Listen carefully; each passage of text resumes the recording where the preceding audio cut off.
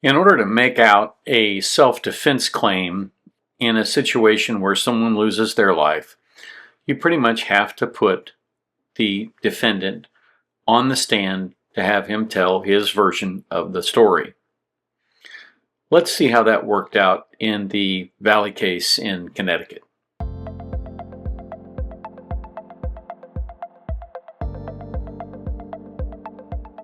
Hi, Tony DeWitt here. I'm a Missouri appellate attorney, retired, and I bring you a fresh perspective on the law without offering any legal advice. So pull up a chair. This is what we're discussing today.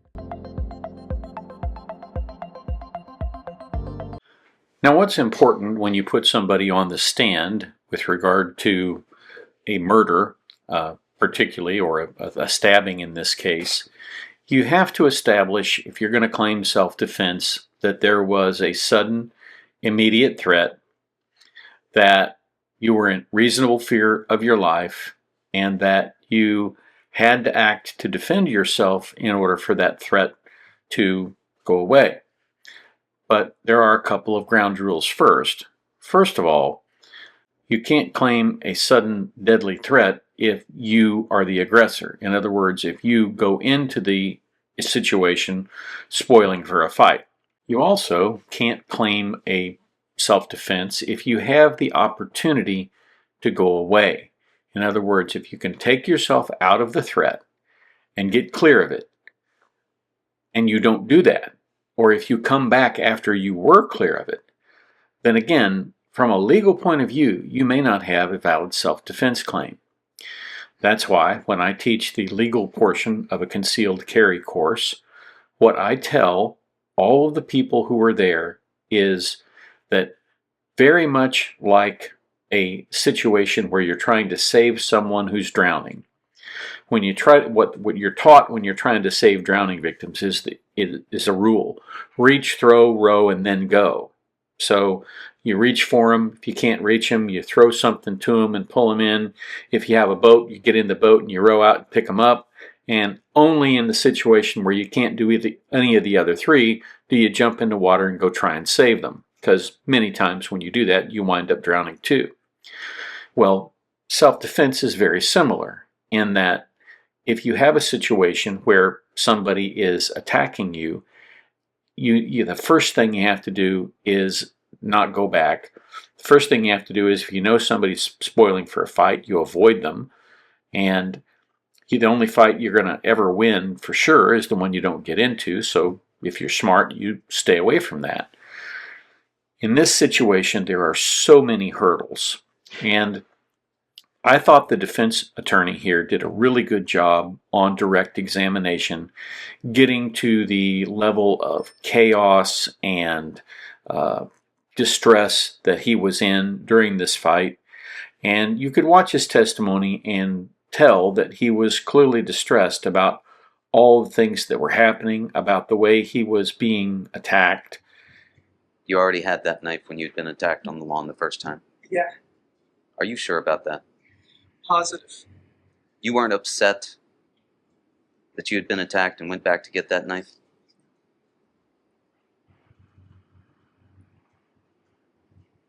Had you known about that knife being in the car prior to that evening? No.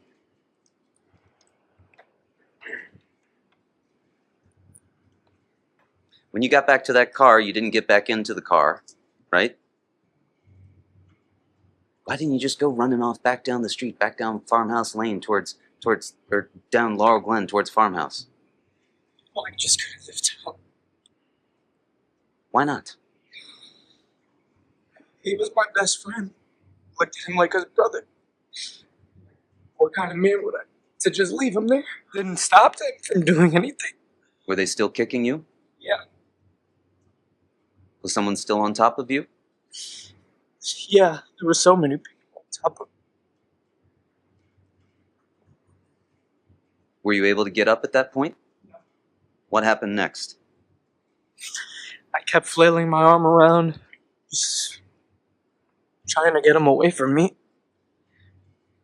Were you aiming for anyone? No. Were you aiming for Ryan Hines? No. You weren't trying to kill Ryan Hines? No. What about Tommy Connery? You stabbed him 4 times in the leg. What were you trying to do to Tommy Connery? Get them away from me. Did there come a time when it was just you and Ryan Hines fighting one-on-one?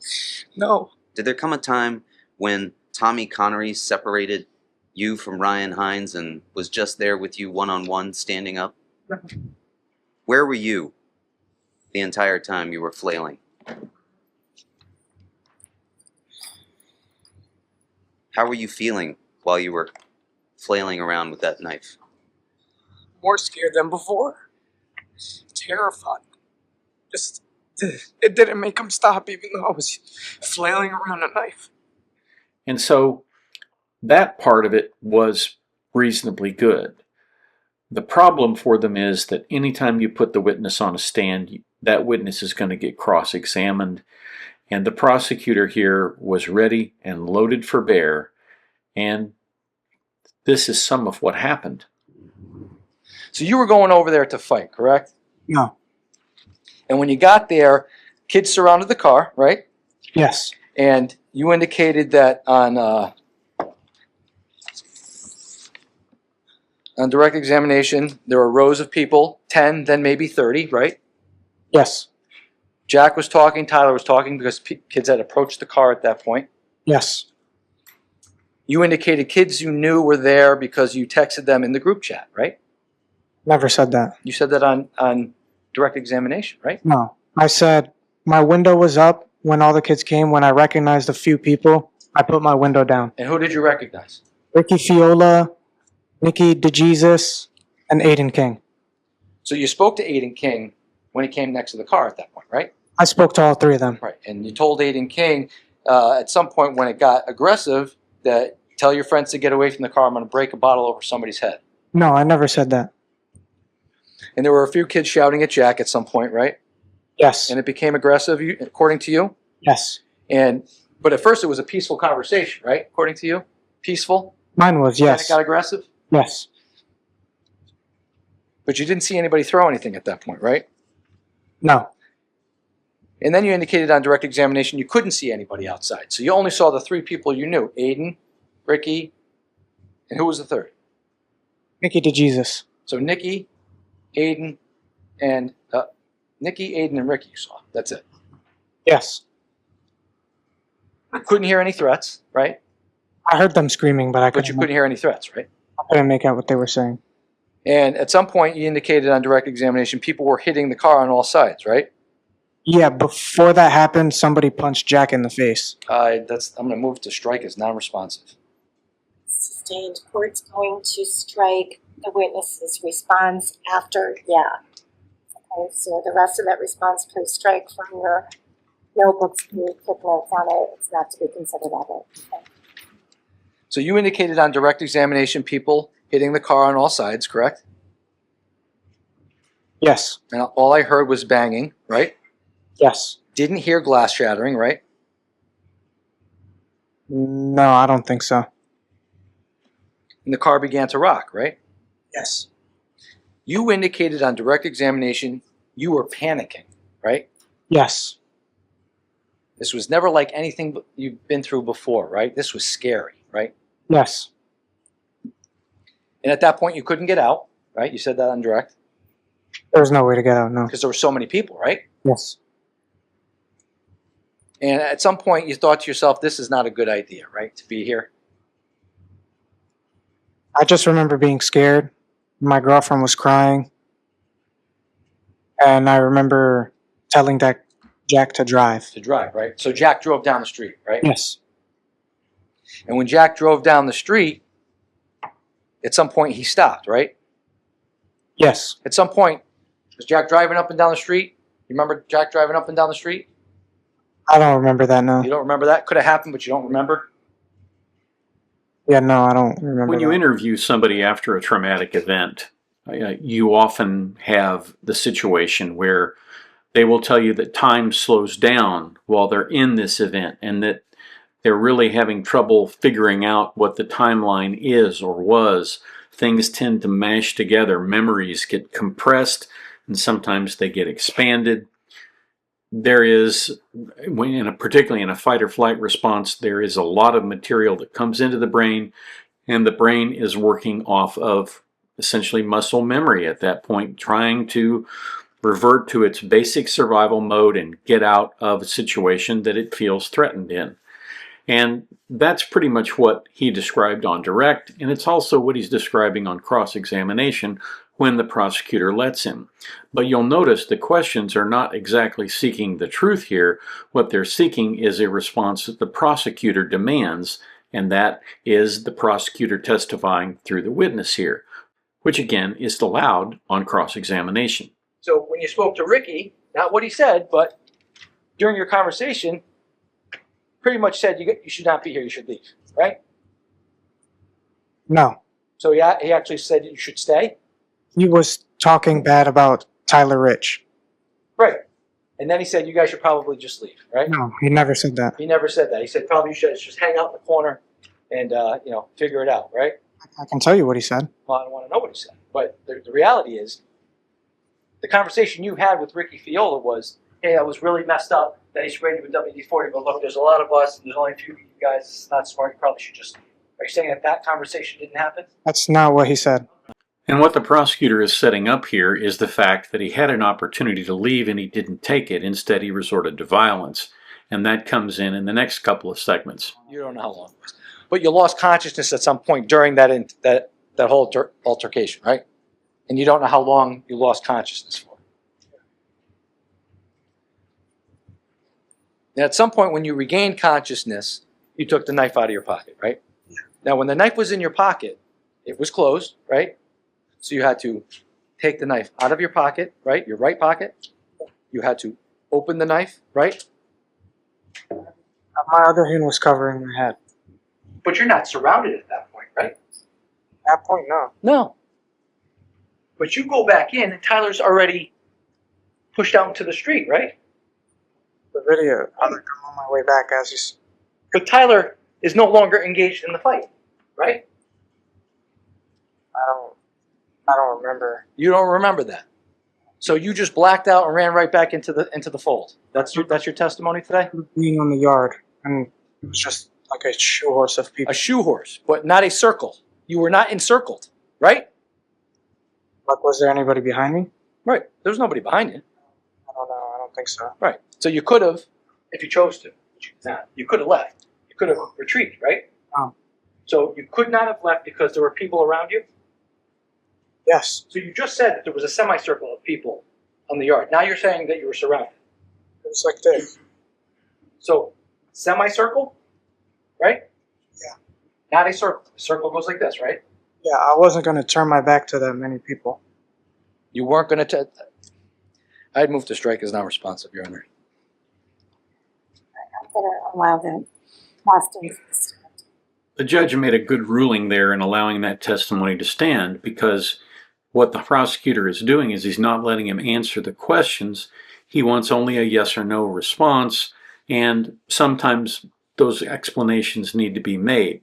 So she made a good ruling there. But in the end, it doesn't help him.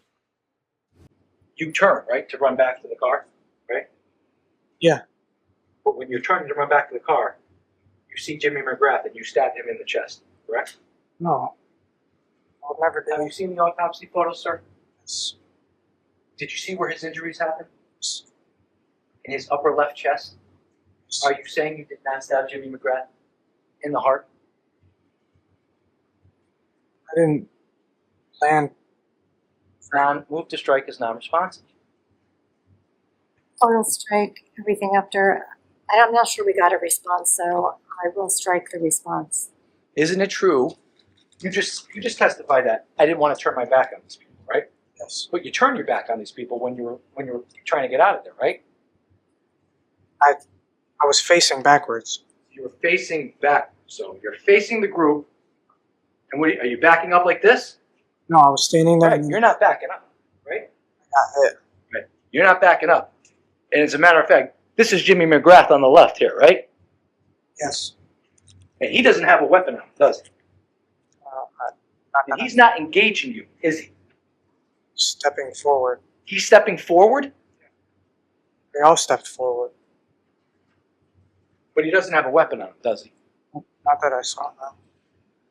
And it would be unfair for somebody who doesn't have a weapon to be stabbed by somebody who does, right? I didn't try to stab anybody. But you stabbed him, didn't you? Yes. You turned around and stabbed Jimmy McGrath in his chest. No. So you didn't stab him? I didn't see it happen. I didn't feel me stab. I didn't go up to him and stab him. Are you saying it was somebody else that stabbed Jimmy McGrath? I was the only one with a knife. Correct. You were the only one with the knife. And you turned around and you stabbed Jimmy McGrath in the chest, and then you left, right? This cross-examination continued on for some period of time, and the bottom line is that I think he did as well as he could possibly have done in this. I don't know how he could have answered some of those questions any better than he did. He obviously had worked with his attorney and understood how to deal with some of the stuff that the prosecutor threw at him. But at the end of the day, the fact that he really wasn't surrounded, the fact that he, although he perceived a threat, you have to remember that some of his perceptions were altered by the fact that he'd been hit in the head and that sort of thing. A jury could see its way clear to think about this as self-defense, but he really had a hard time denying that he had stabbed Jimmy McGrath, and that was, I think, the core of what the prosecutor wanted. The prosecutor wanted him to deny that so that he could point out and say, well, did you see the autopsy photographs? Which, of course, in the jury's mind brings those images into their head, and they're thinking, yeah, he pretty much did stab him there. This is one of those situations where no matter what you say, you're going to look bad, and that's one of the reasons why you never put a defendant on the stand if you can avoid it. Now, in a self-defense situation, somebody's got to lay the groundwork for self-defense, and in this case, it had to be Raul. But at the end of the day, the fact of the matter is that a cross-examination always hurts in a self-defense case. That's what I have for you today. I hope you found it helpful, interesting, or maybe both. If there's a subject you'd like me to discuss, please feel free to send me an email at the address above. If you like what we do, please feel free to subscribe and come on back to the beach tomorrow. I release videos every weekday, weather and work permitting. If you have the opportunity today, do a kindness for your fellow man. It makes the world a better place, one kind act at a time. And now, YouTube has some suggestions for other videos of mine that you might like.